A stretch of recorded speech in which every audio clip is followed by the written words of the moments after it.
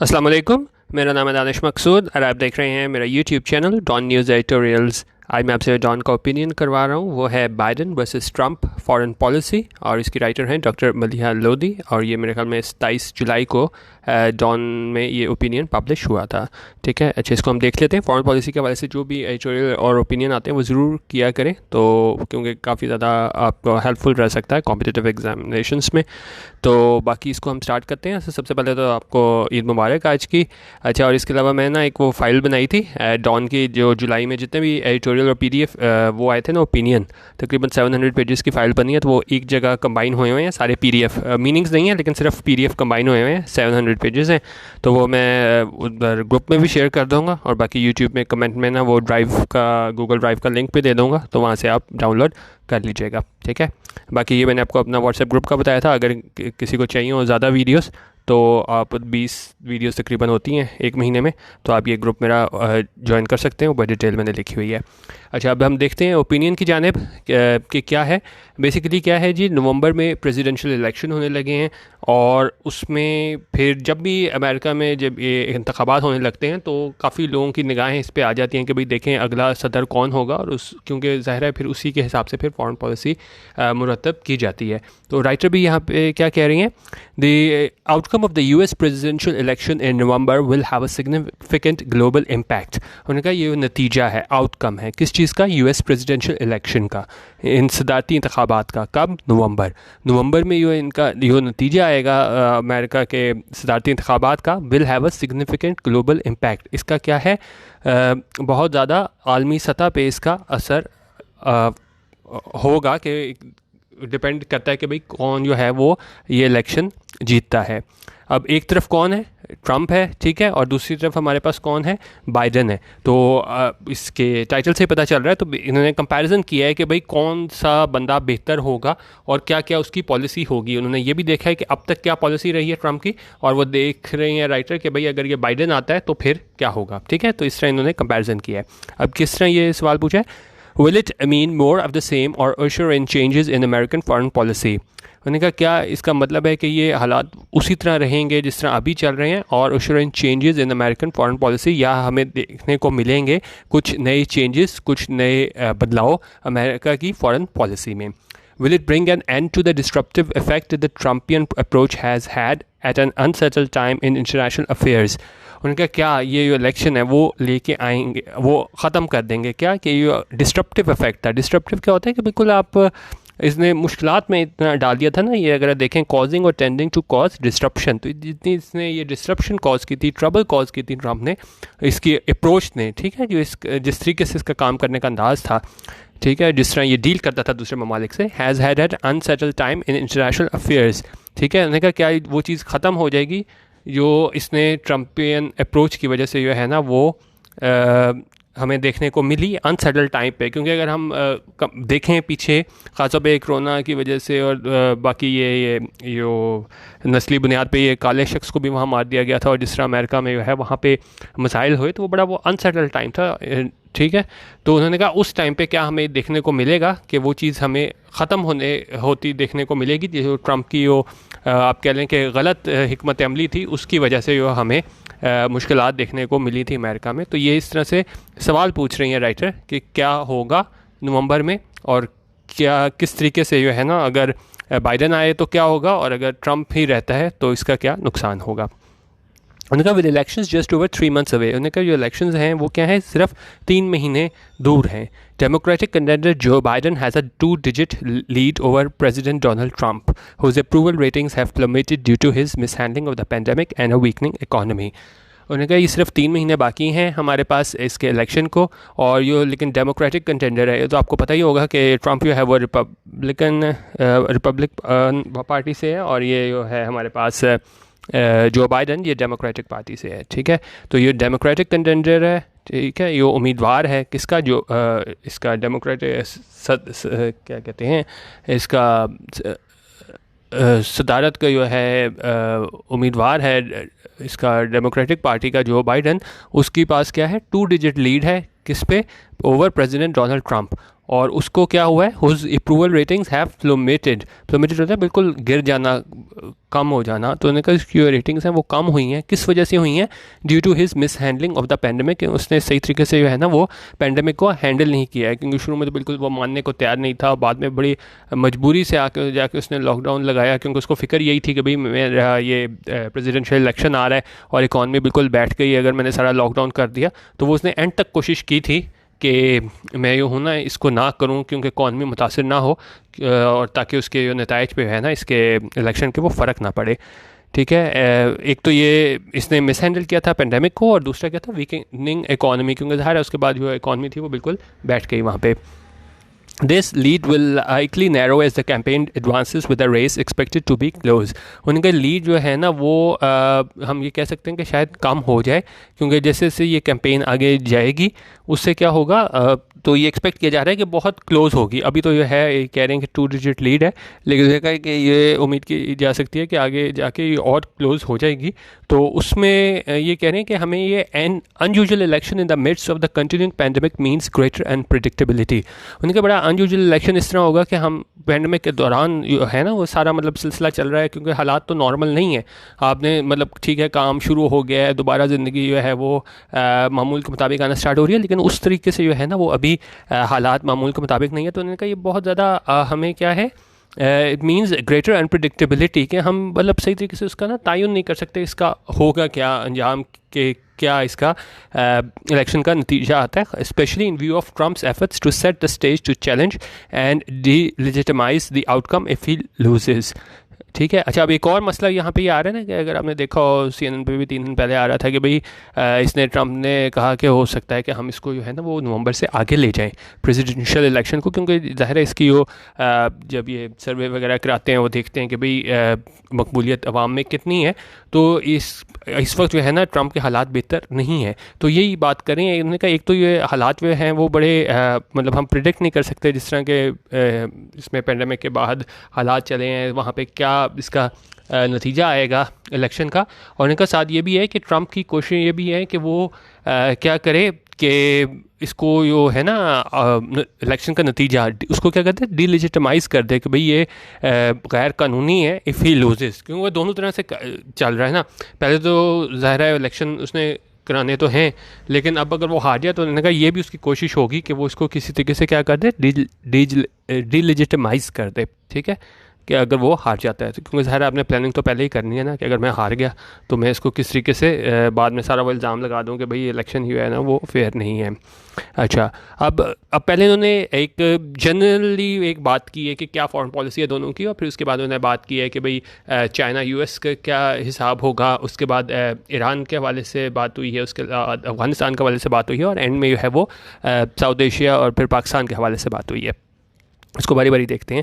उन्होंने कहा it would be instructive to consider how different foreign policy approaches the two contenders will be. उन्होंने कहा ये ज़्यादा क्या होगा, इंस्ट्रक्टिव होता है हमारे पास यूज़फुल एंड इंफॉर्मेटिव। ठीक है, तो उन्होंने कहा ये काफ़ी इंफॉर्मेटिव हमारे पास बात होगी अगर हम ये देखें कि किस तरीके से जो है ना ये फॉरेन पॉलिसी को ये अप्रोच करते हैं ये दोनों उम्मीदवार कंटेंडर्स, और वो किस तरीके से लेके आगे चलते हैं अपनी foreign policy based on what they have done or done based on what they have said or done so far। और ये राइटर किस पे ये अपने सारे बेस कर रही हैं दोनों की जो है कि क्या इनकी फॉरेन पॉलिसी होगी। उन्होंने कहा कि ये उन्होंने अब तक कहा है और ये अब तक किया है, उसकी बुनियाद पे जो है ना ये राइटर आगे बताएंगी कि किसको जो है आने से क्या फ़र्क पड़ेगा और क्या नुकसान होगा। उनका foreign policy cannot of course be divorce from the domestic situation. उनका फॉरेन पॉलिसी को जो है ना हम उससे अलहदा रख के नहीं देख सकते, जो डोमेस्टिक सिचुएशन है, क्योंकि आप देखें कि वहाँ डोमेस्टिक सिचुएशन जो है अमेरिका में वो बहुत ख़राब हो गई थी। अभी आगे जाके बताएंगे कि क्या वहाँ पे इश्यूज़ आए। तो उन्होंने कहा तो हम ये नहीं कह सकते हम उससे अलहदा लेके चलें कि जी अमेरिका में तो बड़े मसाइल चल रहे हैं और जी बाद में हम कहेंगे जी अमेरिका ने अपनी फॉरेन पॉलिसी बहुत अच्छी रखी हुई है। तो ज़ाहिर है वो रिफ्लेक्ट होती है, आपके जो अंदरूनी हालात होते हैं वो आपकी फॉरेन पॉलिसी में भी रिफ्लेक्ट होते हैं। उन्होंने कहा if foreign policy is a reflection of the internal strength and cohesion of a country. उन्होंने कहा अगर फॉरेन पॉलिसी है ना वो जाहिर करती है एक इंटरनल स्ट्रेंथ और क्या है कोहेजन, कोहेजन होता है यूनिटी ऑफ अ कंट्री। उन्होंने कहा एक मुल्क की है ना वो ये कोहेजन शो करती है कि जी कितने वो मुत्तहद हैं। The US is no exception to this. No exception to this ये होता है कि अगर हम कहें कि if you make a general statement and then say that something और someone is no exception, you are emphasizing that they are included in that statement. तो यहाँ पे भी यही बात करें कि अमेरिका भी जो है वो एक्सेप्शन नहीं है, यानी वो भी इस रूल के तहत आता है कि अगर आपकी वो वहाँ पे अमेरिका में जो है ना हालात ठीक नहीं होंगे, कोहिजन नहीं होगी, इंटरनल स्ट्रेंथ नहीं होगी, तो हमें वही चीज़ हमें रिफ्लेक्ट आपकी फॉरेन पॉलिसी में भी आएगी। हम इन दोनों चीज़ों को अलग अलग करके नहीं देख सकते कि नहीं जी फॉरेन पॉलिसी बहुत अच्छी जा रही है और जो इनके अंदरूनी हालात हैं अमेरिका के वो बहुत ख़राब जा रहे हैं। तो इनका इन दोनों को हम अलग अलग नहीं देख सकते। ठीक है, आगे देखें। Trump's divisive and combative leadership and its controversial policies on race and policing have left his country in a state of disarray. Divisive क्या होता है? Divisive होता है हमारे पास alienating, estranging, tending to cause disagreement or hostility between people. कि आप इस तरह की जो है ना इनकी लीडरशिप और इसकी पॉलिसीज़ हैं, ये क्या करती हैं लोगों को मतलब लोग एक पॉइंट पे नहीं आते, डिसएग्रीमेंट हो जाता है उनका लोगों के दरमियान।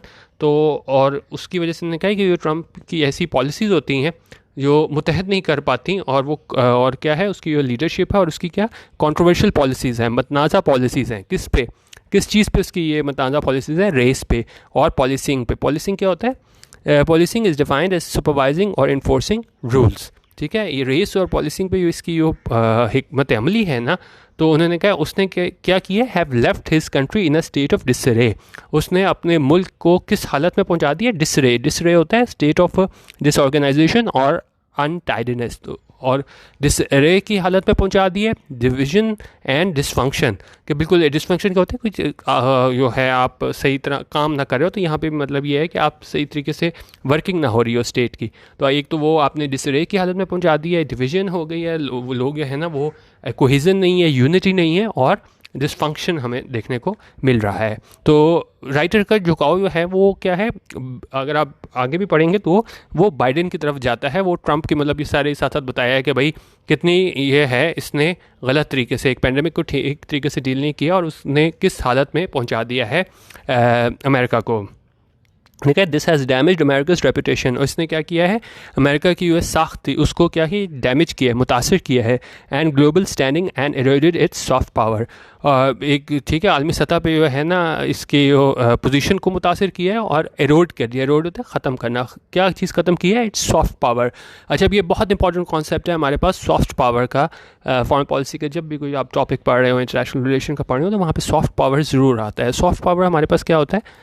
A persuasive approach to international relations, typically involving the use of economic or cultural influence. अच्छा, इसके अपोजिट हमारे पास क्या आता है? हार्ड पावर आता है। हार्ड पावर में तो हमारे पास आ जाता है ये मिलिट्री स्ट्राइक अगर हम करें, या हम इकोनॉमिक सैंक्शन किसी मुल्क को लगाएं, तो वो हमारे पास हार्ड पावर में आया था। लेकिन सॉफ्ट पावर ये होता है कि आप अपने कल्चरल वैल्यूज़ के ज़रिए, फॉरेन पॉलिसी के ज़रिए है ना वो दूसरे ममालिक को कन्विंस करने की कोशिश करते हो। ठीक है, और इसमें किस चीज़ का एलिमेंट नहीं होता? सॉफ्ट पावर में कोर्शन का एलिमेंट नहीं होता। किसी को आप फोर्सफुली काम नहीं करवाते हो।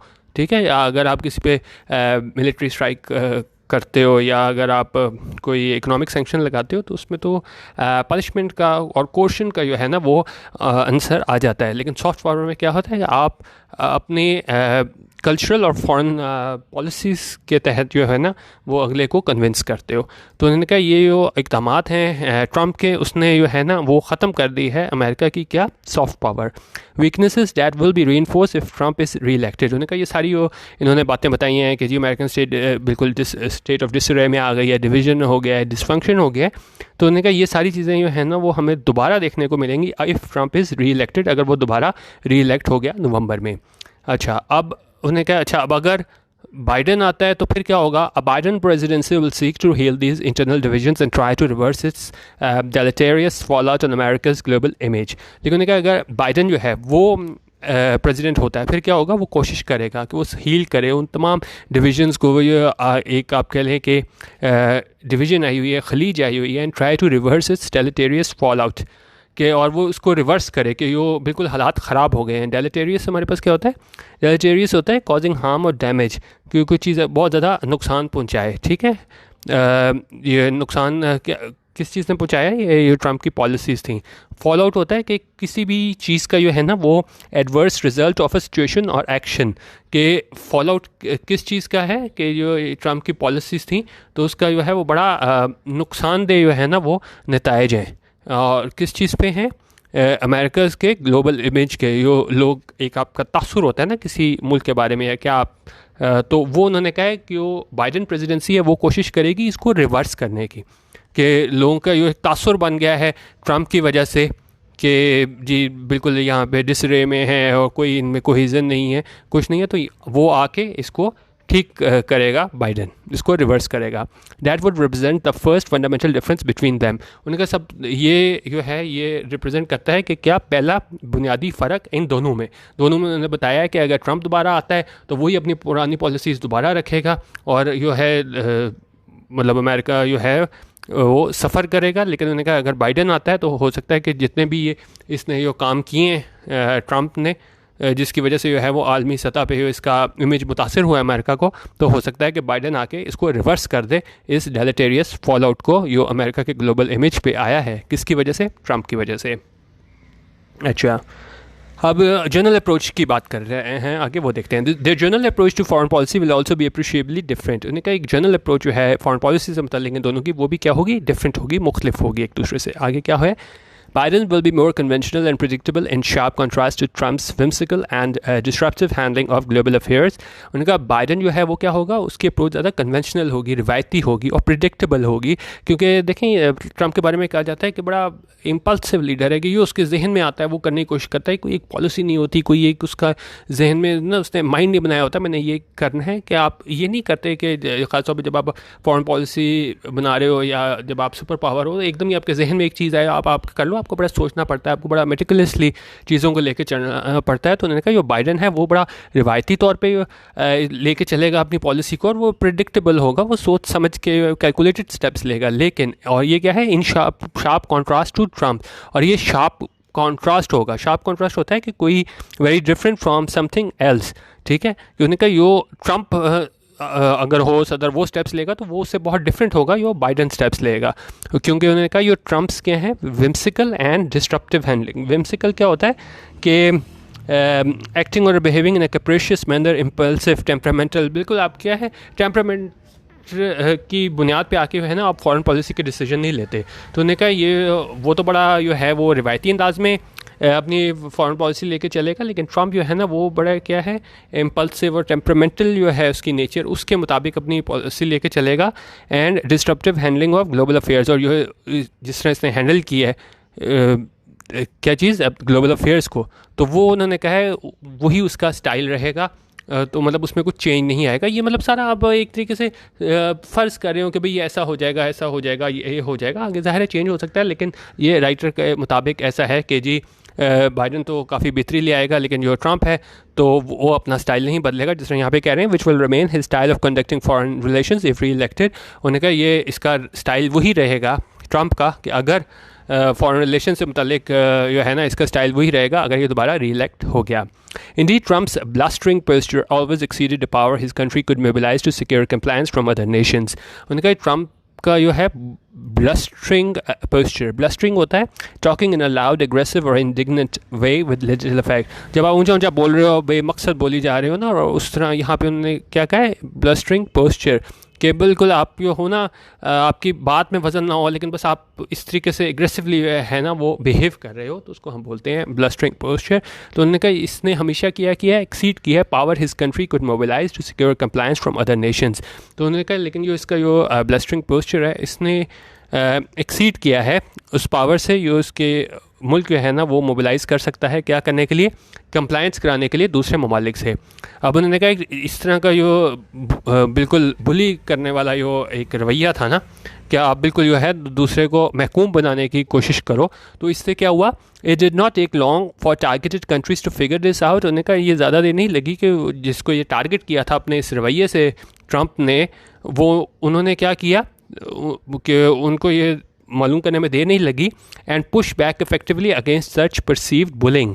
एंड पुश बैक होता है कि नेगेटिव और अनफेवरेबल रिएक्शन और रिस्पांस, उन्होंने भी ज़ाहिर है रिस्पांस नहीं दिया कि अब अगर इसकी ट्रम्प की कोशिश थी कि मैं इस तरीका का अपना एटीट्यूड बनाऊंगा तो ये दूसरे ममालिक हैं वो सारे मेरी बात मानने में मजबूर हो जाएंगे, लेकिन उन्होंने कहा ये उसका रवैया था, उसको देखते हुए दूसरे ममालिक को भी समझ आ गई और उन्होंने क्या किया, पुश बैक किया, इफेक्टिवली उसको बिल्कुल नज़रअंदाज किया, इग्नोर किया ये जो है करने की कोशिश कर रहा था ट्रम्प के जी मैं इनको बिल्कुल दबा लूँ, लेकिन उन्होंने उसको बात नहीं मानी। आगे एग्जांपल देंगे वो आपको ज़्यादा क्लियर होगा। Push back effectively against such perceived bullying और cases in point. Cases in point होता है if you say that something is a case in point you mean that is a good example of something you have just mention. तो अभी हमने just ये mention किया है कि जी जब बुलिंग करता होता था ट्रम्प तो दूसरे ममालिक को भी अंदाज़ा हो गया और उन्होंने भी क्या है इसको जो है वो पॉजिटिव रिस्पॉन्स नहीं दिया। और केसेस इन पॉइंट आर यानी कि वो एग्जाम्पल्स कौन सी हैं कि दूसरे ममालिक ने है ना इसको नज़रअंदाज किया ट्रम्प को। Cases in point are North Korea and China. तो एग्जांपल्स हैं हमारे पास नॉर्थ कोरिया और चाइना की, जिनको समझ आ गई कि ट्रम्प हमें किस तरह जो है ना वो बुली करने की कोशिश कर रहा है और उन्होंने उसको ज़्यादा जो है वो पॉजिटिव रिस्पॉन्स नहीं दिया। अच्छा अब आगे है Trump can be expected to continue his America first unilateral policy. उन्होंने कहा ये उम्मीद की जा सकती है कि ट्रम्प अपनी जो पॉलिसी है वो जारी रखेगा। कौन सी? America first unilateral policy. क्योंकि आपने देखा होगा खासतौर पे ये इसमें कोरोना में जब ये ऑनलाइन आया कि जी आपने पढ़ाई करनी है तो उसने ये भी कहा था कि जी दूसरे लोग चले जाएँ स्टूडेंट्स, क्योंकि जब ऑनलाइन ही पढ़ना है तो अमेरिका में आप क्यों रह रहे हैं। तो इस पर भी काफ़ी ज़्यादा जो है वो बैकलैश आया था और बाद में डिसीजन उसको चेंज करना पड़ा था। तो मतलब ये ज़्यादा था यूनिलैटरल पॉलिसी पे, अमेरिका फ़र्स्ट के नहीं जी इनको ज़्यादा हक है। फिर इसने वो मैक्सिको वालों से भी उनके ख़िलाफ़ में उसने बात कर दी थी। तो मतलब रेस के हवाले से, पॉलिसिंग के हवाले से ये इसका ट्रैक रिकॉर्ड रहा है। ठीक है, तो उन्होंने कहा ये हम उम्मीद कर सकते हैं कि इसकी जो अमेरिका फर्स्ट यूनिलैटरल पॉलिसी है वो जारी रहेगी। और क्या है? Rejecting multilateralism. मल्टीलैटरलिज्म ये होता है कि is an example of corporation among world governments and used in contrast with unilateralism. ये ऑपोजिट है यूनिलैटरलिज्म का। और मल्टीलैटरलिज्म क्या होता है? जब हम कॉर्पोरेशन देखते हैं, ताउन देखते हैं, मदद देखते हैं किसके दरमियान? वर्ल्ड गवर्नमेंट्स के दरमियान। ठीक है, तो उन्होंने कहा ये तो यूनिलैटरल डिसीजन लेने का आदी है ट्रम्प, लेकिन जो है ना और ये क्या रिजेक्ट करता है मल्टीलैटरलिज्म को कि जो दूसरे वर्ल्ड गवर्नमेंट्स हैं वो मिल के कुछ करें। अबैंडनिंग मोर इंटरनेशनल ऑर्गेनाइजेशंस। और बिल्कुल जिस तरह ये पैंडेमिक के दौरान भी इसने WHO के किरदार को जो है बिल्कुल रद्द किया था, उसके अलावा भी जो है ना दूसरे ऑर्गेनाइजेशंस को ये रद्द करता है। अबैंडनिंग मोर इंटरनेशनल ऑर्गेनाइजेशंस और agreements showing disdain for traditional alliances. और ये शो करता है डिस्डेन होता है आप बिल्कुल जो है ना किसी चीज़ को आप खातिर में ना लाओ, उसको कोई चीज़ जानो ना, उसको कहो कि भाई ये अहम नहीं है। तो इसने बिल्कुल डिस्डेन शो किया किसके लिए? ट्रेडिशनल अलायंसेस के लिए। और उसमें क्या क्या शामिल था? Including NATO and disregarding allies on की फ्रंट्स। और एलाइज को भी उसने डिसरिगार्ड किया, नज़रअंदाज किया की फ्रंट्स पे। ठीक है, अब लेकिन इससे हट के जो बाइडन की बात कर रहे हैं वो कह रहे हैं Biden on the other hand has long dealt with foreign policy and defines himself as liberal internationalist. उन्होंने कहा वो जो है अपने आप को क्या कहलाता है बाइडन? Liberal internationalist. और ये क्या होता है? ये है foreign policy doctrine that argues that liberal states should intervene in other sovereign states in order to pursue liberal objectives. Such intervention can include, इसमें क्या क्या इंटरवेंशन में शामिल हो सकता है? मिलिट्री इन्वेजन भी हो सकती है और ह्यूमैनिटेरियन एड भी हो सकती है। और ये किसका उलट है ये व्यू? ये है टू आइसोलेशनिस्ट, रियलिस्ट और non interventionist foreign policy doctrines, इनका जो है वो उलट है। तो उन्होंने कहा जो ट्रम्प है वो तो बिल्कुल यूनिलैटरल डिसीजन लेगा, लेकिन जो हमारे पास बाइडन है वो क्या अपने आप को कहलाता है? Liberal internationalist. He will seek to revive America's multilateral credentials. उन्होंने कहा वो कोशिश करेगा कि वो बहाल करे जो अमेरिका के मल्टीलैटरल क्रेडेंशियल्स हैं कि वाकई ये दूसरे ममालिक के साथ मिलकर भी जो है वो चल सकते हैं, बजाय इसके कि जिस तरह जो ट्रम्प की पॉलिसी है कि कौन सी पॉलिसी है इसकी? America first unilateral policy. अच्छा, अब आगे क्या है? Rejoin global bodies. उन्होंने कहा ग्लोबल बॉडीज़ को ज्वाइन करेगा। Restore partnerships in Europe and Asia, उनको बहाल करेगा। पार्टनरशिप्स कहाँ पे? यूरोप एंड एशिया में। ही कौन करेगा? बाइडन करेगा। Repair ties with allies and strengthen NATO as a long time supporter of the alliance. और वहाँ पे जो है वो मजबूत बनाएगा किसको? नेटो को। इन अ रीसेंट इंटरव्यू, उन्होंने कहा हालिया इंटरव्यू में Biden top foreign policy adviser, Biden के टॉप फॉरेन पॉलिसी एडवाइज़र हैं कौन, टोनी ब्लिंकन, उन्होंने क्या कहा, reiterated his faith in the principles of liberal internationalism. और वो उन्होंने दोबारा जो है ना वो अपने जो कहा क्या, reiterated his faith in principles of liberal internationalism, क्योंकि ज़ाहिर है बाइडन जो था वो भी इसी प्रिंसिपल पे जा रहा था, लिबरल इंटरनेशनलिज्म। तो उन्होंने कहा, उसने भी दोबारा वही बात दोहराई टोनी ब्लिंकन ने, जो बाइडन ने कही थी कि जी वो अपना जो उसका फेथ है किस चीज़ में, प्रिंसिपल ऑफ लिबरल इंटरनेशनलिज्म में, कि वो इस पे बिलीव करता है। अच्छा, अब आगे हम देखते हैं कि ईरान न्यूक्लियर डील से दोनों के क्या फ़र्क आएगा कि कौन सदर बनता है। उन्होंने कहा, on the Iran nuclear deal a Biden administration is expected to rejoin it and seek to improve it. अच्छा, अब ईरान न्यूक्लियर डील आपको पता होगा 2018 में जो है ना वो ट्रंप निकल गया था इस डील से, तो काफ़ी ज़्यादा क्रिटिसिज्म किया गया था अमेरिका पे। तो लेकिन जो बाइडन एडमिनिस्ट्रेशन है ना, वो उम्मीद की जा रही है कि वो दोबारा ज्वाइन करेंगे उस जो इनकी डील थी, and seek to improve it, और इसको इम्प्रूव बेहतर करने की कोशिश करेंगे। Biden rewarded Trump's 2018 abandonment of the agreement as disastrous. अच्छा, उन्होंने कहा, बाइडन ने क्या कहा था जब ये ट्रम्प इस डील से बाहर निकला था ना 2018 में, तो उसने इस कहा था कि भाई ये एग्रीमेंट है इसका वो है वो डिजास्ट्रस है, यानी इसके बड़े ज़्यादा नुकसानदेह है ये चीज़ जो ट्रम्प ने की है कि वो उस डील से बाहर हो गया है 2018 में, विच left the US much worse of. तो इसके मुताबिक जो है ना, बाइडन के मुताबिक कि जब ये ट्रम्प इस डील से बाहर निकला है तो फिर क्या हुआ था कि यूएस की जो पोजीशन थी ना वो क्या हुई थी, पूरा और इन अ मोर डिफ़िकल्ट सिचुएशन, वो और ज़्यादा मुश्किल में आ गए थे। ठीक है, तो उस टाइम पे भी 2018 में बड़ा क्रिटिसाइज़ किया था। तो यहाँ पे कह रहे हैं कि अगर बाइडन आता है तो ये एक्सपेक्ट किया जा सकता है कि दोबारा ये इस डील को रीजॉइन कर ले।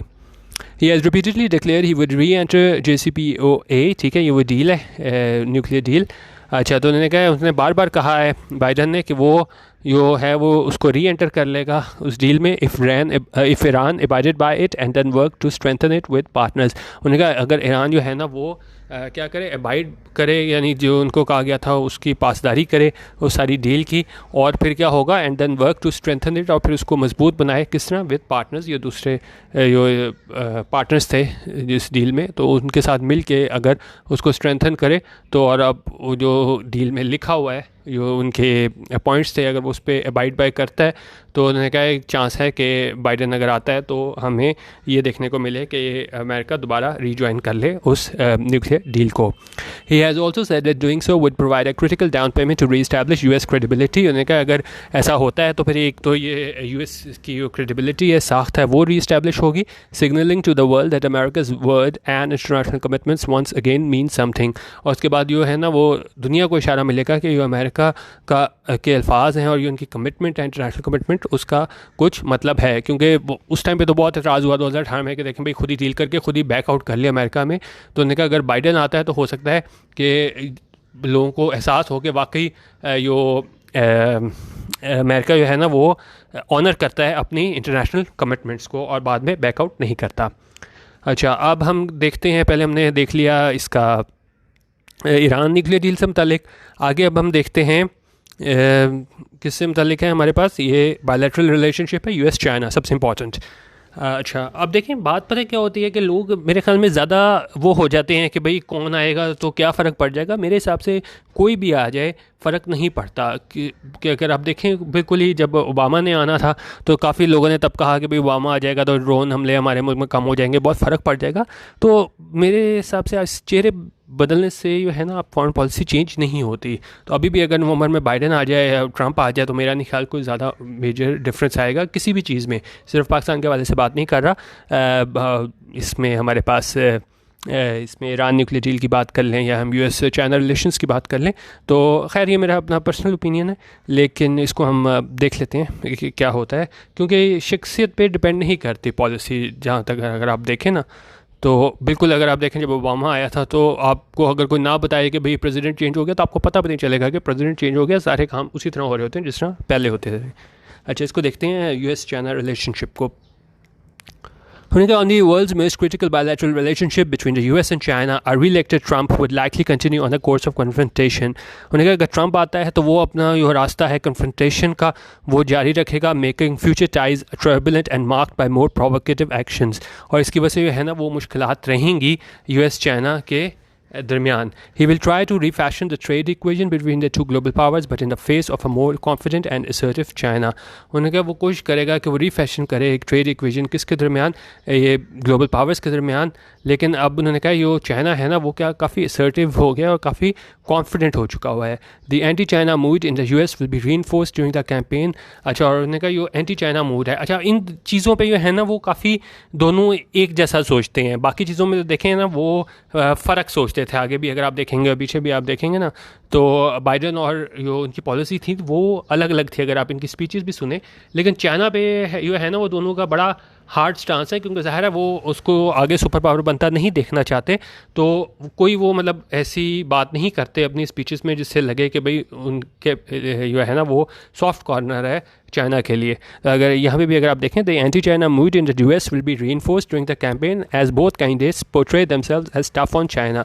कि दोनों कैंडिडेट्स हैं ना वो ये जाहिर करने की कोशिश करें कि भाई हम बहुत टफ उस पर रहेंगे किस पे, चाइना पे. The two camps are already accusing each other of being soft on Beijing. और दोनों कैंप्स जो है ना बाइडन भी और ट्रंप भी वो क्या एक दूसरे पे इल्ज़ाम लगा रहे हैं कि भाई आप जो हो बड़ा नरमी बरत रहे हो बीजिंग से.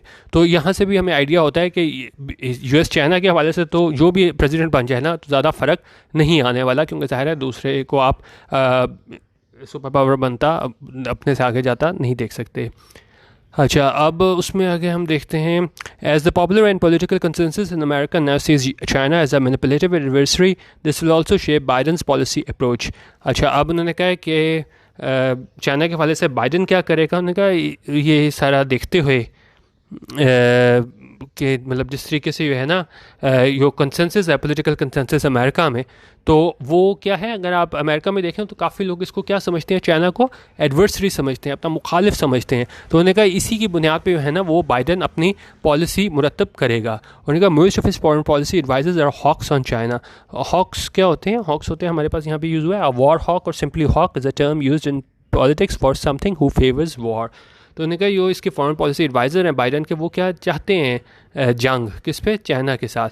Nevertheless while adopting a tough stance towards Beijing and engaging in strategic competition as well as containment, Biden may be less combative than Trump and seek areas of cooperation such as climate change and North Korea. उन्होंने कहा ठीक है दोनों जो हैं contender अगर हम देखें दोनों वो सख्त होंगे चाइना के साथ, लेकिन उन्होंने कहा है कि हो सकता है कि बाइडन जो है ना वो आप क्या है उस तरीके से ना वो क्या हो लेस कॉम्बेटिव हो ट्रंप के मुकाबले में, और वो कोशिश करे कि कॉपरेशन भी करे. क्योंकि राइटर के मुताबिक इसने ट्रंप को बिल्कुल आउटराइटली उसको रिजेक्ट कर दिया कि भाई ये इसको कोशिश नहीं करेगा मुल्कों को मतलब आपस में किसी किस्म की कॉपरेशन पे नहीं आएगा ट्रंप. लेकिन उन्होंने कहा है कि अगर ये बाइडन है तो मतलब ये नहीं कि बाइडन उन पर बड़ा सॉफ्ट रहेगा चाइना पे, लेकिन फिर भी उन्होंने कहा कि जो बाइडन है ना वो उससे लेस कॉम्बेटिव रहेगा ट्रंप से, और वो कोशिश करेगा कॉपरेशन करने की चाइना से. और वो किन किन चीज़ों पे कर सकता है, क्लाइमेट चेंज और नॉर्थ कोरिया पे कर सकता है. He may also try to revive the Trans Pacific Partnership. और उन्होंने कहा इसको भी वो रिवाइव कर सकता है, किस चीज़ को, ट्रांस पैसिफिक पार्टनरशिप को. तो यहाँ पर भी ये कह रहे हैं कि ठीक है दोनों का जो स्टांस है वो बड़ा हार्ड रहेगा चाइना पे, लेकिन फिर भी राइटर के मुताबिक जो बाइडन है ना वो हो सकता है कि वो कुछ एरियाज ऑफ कॉपरेशन की तरफ भी आए जिस तरह क्लाइमेट चेंज और नॉर्थ कोरिया है, और इसको रिवाइव भी कर ले ट्रांस पैसिफिक पार्टनरशिप. तो यहाँ पे भी राइटर के मुताबिक है ना बाइडन की वजह से कुछ बेहतरी हो सकती है अगर वो आता है तो. अब अफगानिस्तान देखते हैं क्या है. On Afghanistan, Trump has made plain his intention to withdraw all US military forces as committed under the Doha Agreement. अब अफगानिस्तान से मुतालिक ट्रंप ने कहा कि मैं उसी तरह ये विड्रॉ कर लूँगा अपनी फ़ौजें दोहा एग्रीमेंट के मुताबिक. और ये किसके दरमियान हुआ था एग्रीमेंट? US और तालिबान के दरमियान हुआ था. उन्होंने कहा इसकी एडमिनिस्ट्रेशन कोशिश कर रही है कि इंट्रा अफगान टॉक स्टार्ट हों that can negotiate an end to the war, यानी वो है ना वो बातचीत कर सकें कि कोई नेगोशिएशन के बाद जो है ना इसको जंग को ख़त्म किया जा सकें. लेकिन उसने पहले ये कह दिया कि भाई हम अमेरिका से एग्जिट कर जाएंगे, इससे कतई नज़र regardless of weather a political settlement is reach, के पॉलिटिकल सेटलमेंट रीच होती है कि नहीं, क्योंकि उसको है कि भाई जी मेरे इलेक्शन आ रहे हैं तो तब तक जो है ना मैं अपने फ़ौजी जो है ना अफगानिस्तान से बाहर कर लूँ।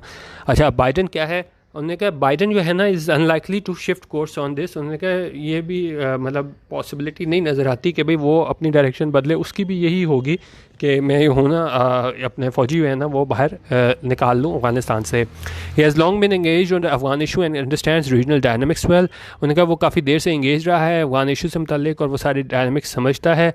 और साथ उन्होंने कहा जब वो वाइस प्रेसिडेंट था he oppose president Barack Obama's military surge in 2009, उसने मुखालफत की थी कि जब बराक ओबामा ने मिलिट्री सर्च की थी 2009 में, and argued instead for a narrower counter terrorism mission. और उसने कहा था कि आप महदूद पैमाने पर जो है ना वो इसका काउंटर टेररिज्म का आप क्या मिशन करो, बड़े पैमाने पे है ना वो आप मिलिट्री स्ट्राइक्स ना करो, ये ऐसा कहना था वाइस प्रेसिडेंट इसका बाइडन का। अच्छा, अब एक बुक का हवाला दिया है, Bob Woodward's book Obama's wars provides detailed insights into Biden's thinking at the time and his views on both Afghanistan and Pakistan. तो उसमें उन्होंने बुक का हवाला दिया है कि जिसमें इसने व्यूज़ दिए थे किसके बारे में, अफगानिस्तान और पाकिस्तान के बारे में। आज this February what he would do on Afghanistan. उन्होंने कहा इस फरवरी में है ना जब उसे पूछा गया कि भाई आप क्या करोगे अफगानिस्तान से मुतल्लिक, तो उसने कहा he would bring American troops home during his first term. उसने कहा मैं अपनी फर्स्ट टर्म में जो है ना अमेरिकन फ़ौजी वापस बुला लूँगा। उन्होंने कहा it is unclear how he might act if he listens to those in the US establishment who warned that a swift withdrawal could bring chaos। उन्होंने कहा ये अभी क्लियर नहीं है कि वो किस तरह एक्ट करेगा जब वो सुनेगा उन US establishment में उन लोगों को जो इस बात की वार्निंग देते हैं that a swift withdrawal could bring chaos। उन्होंने कहा कि स्विफ्ट को होता है अब्रप्ट, फ़ौरन। उन्होंने कहा कि फ़ौरन अगर आप वहाँ से निकाल लेते हो अपने फ़ौजी, विड्रॉल कर लेते हो, तो वो क्या है बिल्कुल तबाही, वो could bring chaos। chaos होता है डिसऑर्डर, डिसरे। तो उन्होंने कहा वो बिल्कुल एक तरीके से हमारे पास कंप्लीट डिस ऑर्डर हो जाएगा अगर इन्होंने फ़ौरन अपने जो है ना फ़ौजी वहाँ से निकाल लिए। तो उन्होंने कहा ये देखते हैं कि भाई वो किस तरह एक्ट करता है बाइडन। ठीक है, अच्छा, अब ये सबसे ज़्यादा इंपॉर्टेंट जो है वो है हमारे पास ये वाला पैराग्राफ लास्ट, क्योंकि इसमें बात हुई है साउथ एशिया से मुतल्लिक और कि इंडिया के साथ इनके क्या ताल्लुकात रहेंगे, इस डिपेंडिंग के जी कौन सा बंदा सदर बनता है। अभी कह रहे हैं South Asia is not expected to be a high priority for either of the two contenders, but both are likely to strengthen ties with India to balance China। अच्छा, अब हाई प्रायोरिटी क्या होता है? हाई प्रायोरिटी होता है of great importance, के आप देखो कि आपकी दूसरी तरजीह में शामिल है कि नहीं है। तो उन्होंने कहा ये साउथ एशिया है, जनूबी एशिया है, इज़ नॉट एक्सपेक्टेड, हम ये मतलब उम्मीद नहीं की जा रही कि ये एक हाई प्रायोरिटी पे होगा, कि तरजीह पे होगा कि हमने इसको for either of the two contenders कि हमने क्या करना है, क्योंकि सारी निगाह उनकी किस पे है, वो उस पे अफगानिस्तान वाले मसले पे है, ईरान डील पे है, उसके अलावा हमारे पास US चाइना रिलेशन पे है। तो उन्होंने कहा ये जो है ना आप प्रायोरिटी में बिल्कुल नीचे है जनूबी एशिया दोनों कंटेंडर्स के लिए। तो हम ये नहीं कह सकते कि भाई अगर ये बाइडन आ जाएगा तो ये आके इस मसले को हल करने की कोशिश करेगा यहाँ पे साउथ एशिया में, और या अगर ट्रंप आता है तो फ़र्क पड़ेगा। उन्होंने कहा ये बिल्कुल लो प्रायोरिटी पे है South Asia, but both are likely to strengthen ties with India to balance China. लेकिन क्या है, प्रायोरिटी पे नहीं है, लेकिन दोनों की कोशिश होगी कि वो इंडिया को मजबूत करो, इंडिया के साथ अपने ताल्लुकात मजबूत करे। क्यों? टू बैलेंस चाइना, क्योंकि ज़ाहिर है वो इस खत्ते में चाइना को आगे नहीं आता देखना चाहता अमेरिका, तो वो उसको इंडिया को ऊपर उठाएगा। तो और दोनों ही कंटेंडर यही करेंगे और इससे कोई फ़र्क नहीं पड़ता कि दोनों में से कौन जीतता है। Biden administration would however recognise problems in the relationship. उन्होंने कहा जो बाइडन एडमिनिस्ट्रेशन है, यहाँ पे भी जो है ना राइटर फेवर कर रहे हैं बाइडन एडमिनिस्ट्रेशन की। उन्होंने कहा यहाँ तक तो ये दोनों बराबर ही हैं कि जी इंडिया को ये ज़्यादा ये स्ट्रेंथनाइज करेंगे अपने उसके साथ, लेकिन उन्होंने कहा जो बाइडन की एडमिनिस्ट्रेशन है वो क्या कोशिश करेगी, वो रिकग्नाइज़ करेगी कि जो प्रॉब्लम्स है इस रिलेशनशिप में। क्यों? क्योंकि जो इंडिया का इंक्रीजिंग अथॉरिटेरियनिज्म है। अथॉरिटेरियनिज्म क्या होता है कि जब आप जो हो ना इन्फोर्समेंट और advocacy of strict obedience to authority at the expense of personal freedom, जब आप करने की कोशिश करते हो स्ट्रिक्ट ओबीडियंस की और आप नज़रअंदाज कर देते हो पर्सनल फ्रीडम को, जिस तरह के लॉज वगैरह बना के। तो उन्होंने कहा हो सकता है ये बाइडन एडमिनिस्ट्रेशन है ना वो इसके वो रिकग्नाइज़ करे यो इस प्रॉब्लम्स फेस करनी पड़ेंगी, क्योंकि इंडिया का जो अथॉरिटेरियनिज़म है उसकी वजह से बढ़ता हुआ, ठीक है। क्योंकि वो क्या है, आप बिल्कुल शख्सी आज़ादी पे नहीं जाते, वो उनकी सेंट्रल गवर्नमेंट जो है ना वो कंट्रोल करना चाह रही है। तो उन्होंने और साथ क्या कह रहे हैं, and not shy away from speaking on human rights. तो लेकिन उनका बाइडन जो है ना वो शाय अवे होता है कि आप जो है कोई चीज़ अवॉइड करना। उन्होंने कहा ये बाइडन जो गवर्नमेंट है वो अवॉइड नहीं करेगी किस चीज़ से बोलने से, स्पीकिंग ऑन ह्यूमन राइट्स के हवाले से बोलने पे, कि जिस तरीके से इंडिया ने वो है जुल्म किया है, ह्यूमन राइट्स वायलेशंस किए हैं। तो उन्होंने कहा जो बाइडन एडमिनिस्ट्रेशन है ना वो नहीं हटेगी पीछे इस तरह के ह्यूमन राइट्स की वायलेशन पे बोलने से, क्योंकि ट्रंप को तो हम देखें तो हमें इतना ज़्यादा झुकाव हमें नज़र आता था इस पे मोदी की तरफ, और उसने वो ह्यूमन राइट्स वायलेशंस पे भी इतना नहीं बोला। जो कश्मीर का इशू हुआ पिछली दफ़ा, और उसके अलावा हमारे पास इंडिया के अंदर भी वो मसाइल रहे, तो हमें ट्रंप की तरफ से ज़्यादा कुछ देखने को नहीं मिला। लेकिन यहाँ पे राइटर के मुताबिक बाइडन जो है ना वो कुछ बेहतर साबित हो सकता है।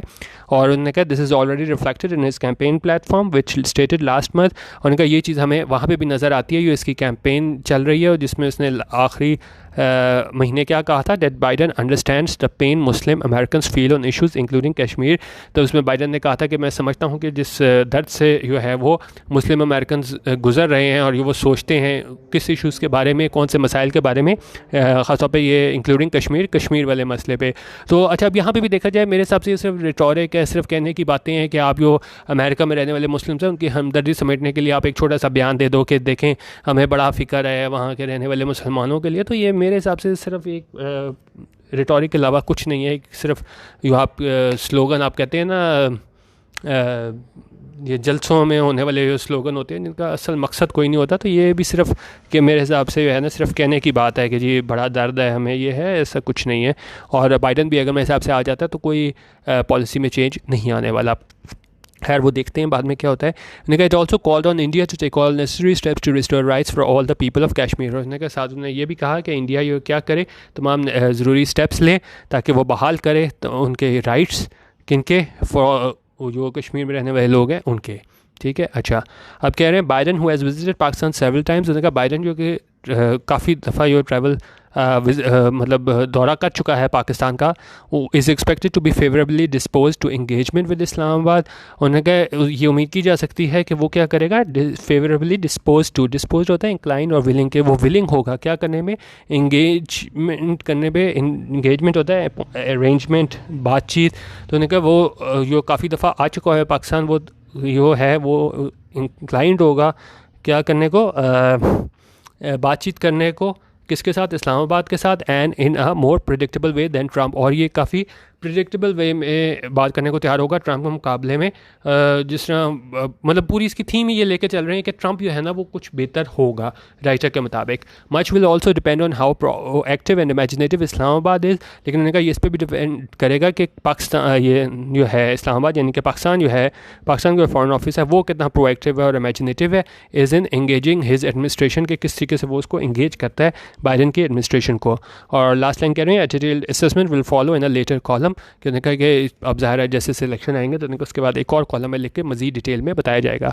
तो बेसिकली आज का ये ओपिनियन था, काफ़ी बड़ा हो गया है लेकिन इंपॉर्टेंट बहुत था। इसको आप दोबारा पढ़िएगा, कुछ ना समझ आए तो उसमें इसको हम दोबारा भी कर सकते हैं क्योंकि इसमें बहुत इंपॉर्टेंट चीज़ें जो हैं वो डिस्कस की गई हैं, ठीक है। आप ईरान न्यूक्लियर डील ले लें, US चाइना रिलेशन ले लें, पाकिस्तान के अफगानिस्तान का मसला ले लें, और फिर पाकिस्तान के हवाले से भी बात की गई है। अच्छा, अभी कमेंट में आप लोग भी कर सकते हैं कि आपके ख्याल में ट्रंप बेहतर रहेगा अगर वो नवंबर में सदर बन जाता है, या अगर हमारे पास ये बाइडन आता है। और साथ रीज़न भी दीजिएगा आपके ख्याल में, क्योंकि मैंने पहले भी कहा था कोई भी आप अपना ओपिनियन फॉर्म करें तो उसके साथ रीज़न भी ज़रूर दिया करें, ठीक है। तो ये इसको मैं कर दूंगा। बाकी आज मैं आपसे वो भी शेयर कर लूँगा, पूरे महीने की फाइल जो है डॉन के एडिटोरियल्स की, सिंपल फाइल है, मीनिंग्स नहीं है, सिर्फ PDF की सिंपल फाइल है, वो आपसे शेयर कर लूँगा। और बाकी यूट्यूब पे मेरा चैनल है डॉन न्यूज़ एडिटोरियल्स, वहाँ पे भी जाके आप इसको देख सकते हैं। और मेरा ये व्हाट्सएप ग्रुप है, वो भी अगर किसी ने ज्वाइन करना हो वीडियोस के लिए, PDF के लिए और इंटरनेशनल मैगजीन्स के लिए, तो ये नंबर है, यहाँ पे आप मुझसे कांटेक्ट कर सकते हैं, ठीक है। वीडियो देखने का बहुत शुक्रिया।